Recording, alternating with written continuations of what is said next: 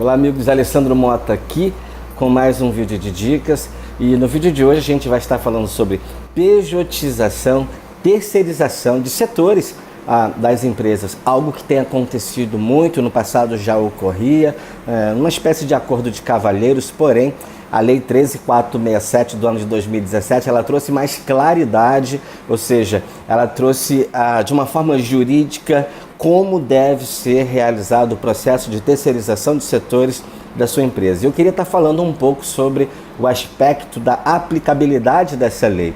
Tá? Um dos fatores que me chama a atenção, e eu gostaria de frisar bem já no começo do vídeo, é que eu não posso desconstruir um relacionamento baseado na legislação da CLT, ou seja, eu não posso demitir um funcionário e logo em seguida contratá-lo como uma terceirizada. Tá? Muitas pessoas elas têm feito isso, tá? Isso fere o princípio da Lei 13.467 do ano de 2017. Então você não pode demitir um funcionário e em seguida contratá-lo como uma terceirizada. Dentro da legislação vai falar sobre um lapso temporal de 18 meses, 1 ano e 6 meses. Então, caso você queira estar terceirizando alguns setores aí da sua empresa e você tenha um funcionário, tá? Obviamente que você teria que demiti-lo e contratar uma nova mão de obra, uma nova empresa nesse caso, tá? Então a possibilidade de rescindir um contrato e iniciar uma terceirização, ela com a mesma personalidade, pessoa física ou jurídica, né?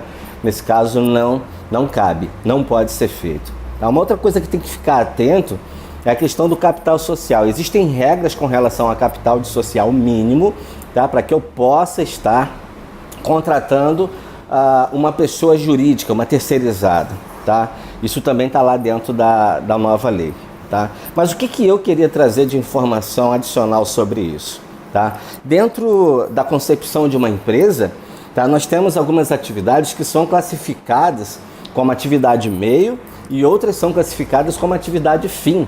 Por exemplo, tá? Vou dar um exemplo aqui.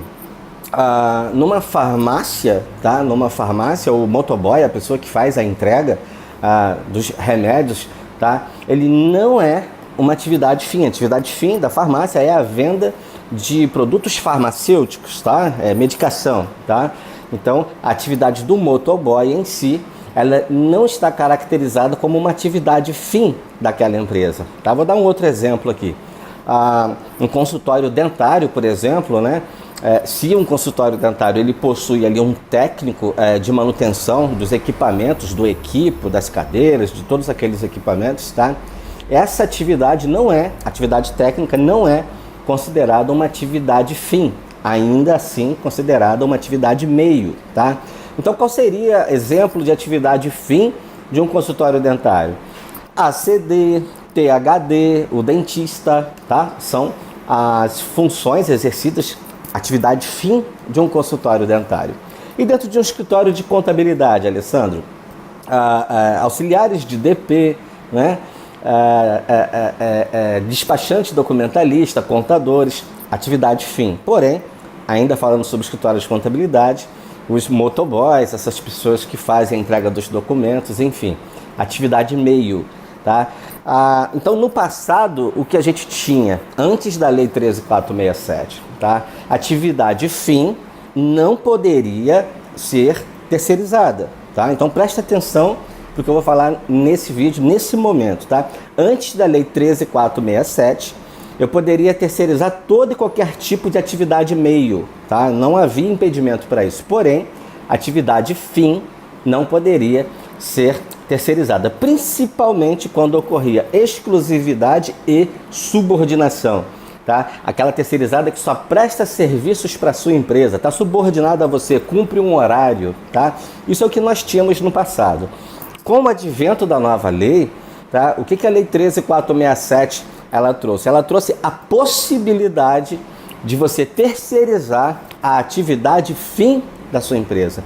Então, eu como contador, eu posso contratar um outro contador, fazendo assim a pejotização, a terceirização de alguns setores do meu escritório. A nova lei permite isso. É preciso ter um pouco de sensibilidade para evitar problemas trabalhistas. Se eu vou contratar um contador para trabalhar para mim, tá? Seria muito interessante que não houvesse subordinação, que ele não estivesse subordinado a mim, que ele não tivesse que cumprir um horário determinado, tá?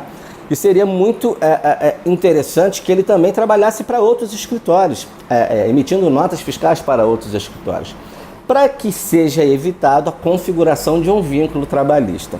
Lembrando que a Lei 13.467, ela permite a terceirização da atividade fim da sua empresa, tá? Muita cautela com relação a isso. Eu sempre falo sobre subordinação, horário de início de prestação, horário de fim.